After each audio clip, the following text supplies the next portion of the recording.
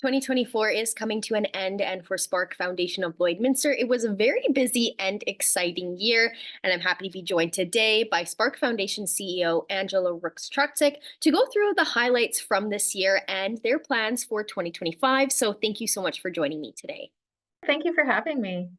Of course. Now, Spark Foundation had some exciting things happen this year, the biggest one being in September. The Interval Home Society rebranded into Spark Foundation of Lloydminster. So we're going to start there. Tell me a little bit about what the process was like and ultimately the decision to rebrand. Yeah.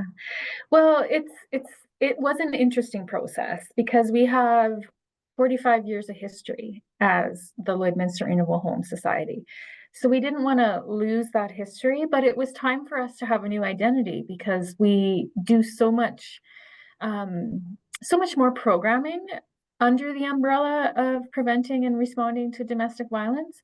So we wanted to kind of separate the foundation from the work that it does and really kind of help the community understand better everything that we actually do.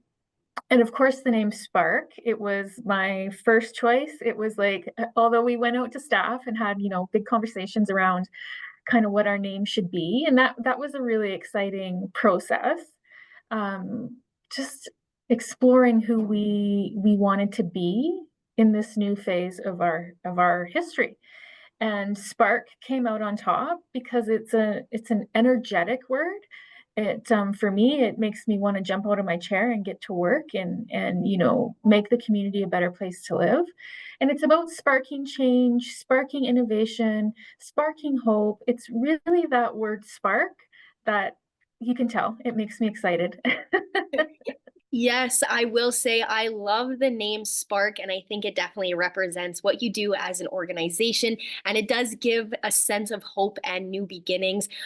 With this transition from the Interval Home Society to Spark Foundation, was it difficult, or what was that transition like? It wasn't necessarily difficult. Of course, we had habits of calling ourselves the Interval Home, so I mean, those were hard to change, but all of the people we've spoken to love the name. They are excited by it. They think it suits us perfectly. It's really about sparking positive change in the community, and people can really get behind that. So it hasn't, I mean, people still refer to us as the Interval Home. That will probably be for our lifetime. But for the most part, people are referring us to the Spark Foundation of Lloydminster, or Spark for short.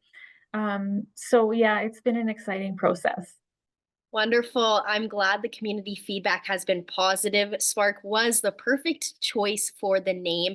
Now, along with the rebranding, you do so much for the community throughout the year. So, other than this rebrand, what were some of the other highlights? Yeah, I mean, we could go start with the statistics. I know people want to know how much or how many folks have been through the emergency shelter and through our domestic violence programming. And we had 512 people come through all of our domestic violence programming. So on the response side of things, we've helped 512 people get back on their feet, provide safe shelter, and then help them get back on their feet. At LCYC, people always want to know how many youth we're seeing, and we had over 6,000 visits at LCYC, which is the most we've had in my time since 2016 when we amalgamated. We also actually we moved from pilot into solidified programming with the mental health youth navigator. So that was exciting to be able to implement. And that was funding from Synovus that allowed us to do that.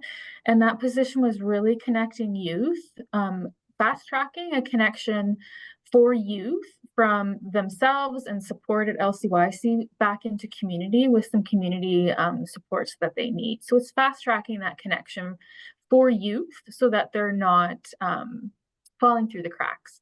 So that was an exciting program we did at LCYC. I think the caseload there is 30 youth. So there is a need for support for youth directly and reconnecting them to community. What else have we done? We consolidated Impact Depot and For the Interval store. So we're back to one location. We took what we learned from running Impact Depot and, remembered and all the wonderful things that, were previous to our expansion. And now we're back in one location with our history and with our new learning, and we're rocking it out over at For the Interval Store. And we do have a new name coming for FIS as well.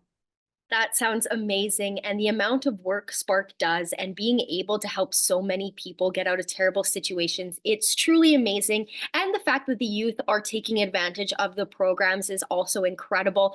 I'm also excited to hear about what the new name for the Interval Home Store will be in the new year. So that's very exciting. And that actually brings me to my next question. What are some of the other plans you have for 2025? Yeah, well, we will be, like you said, launching our new name for the Interval Store. So we will be having a grand reopening in May. So that's when we will unveil. We have the name, can't tell you, but we will be unveiling it in May. So that's really something exciting because For the Interval Store has been in the community since 1992.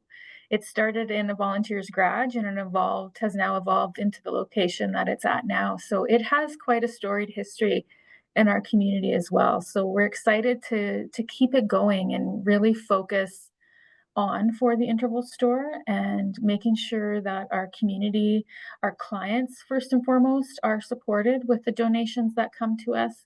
And then whatever is left over is sold back to the community with the funds coming right back into programming. So the donations that we get are amazing, and the shoppers that come in are really cool as well. It's an eclectic bunch, and we love it. What else are we doing next year? Continuing to work on some of our pathways of care in our client work. So making sure our clients are connected quickly and efficiently to the community support they need. So going out as well as coming into the services of the Lloydminster, the Spark Foundation of Lloydminster. See, I almost said For the Interval or for Interval Home. So we're still practicing that. Yeah. But yeah, there's lots to look forward to. Focusing on For the Interval Store, like I said, and just continuing to kind of streamline our services in and out for the best and most efficient response we can give to the clients that come to us in need. Well, it seems like there's a lot to look forward to from Spark Foundation in the new year, especially with the grand reopening in May. Again, you guys do incredible work in this community. It's something that's needed and makes a huge impact on the community as a whole. So thank you so much for joining me today, and I wish you the best of luck for the new year. Thank you, and to you as well.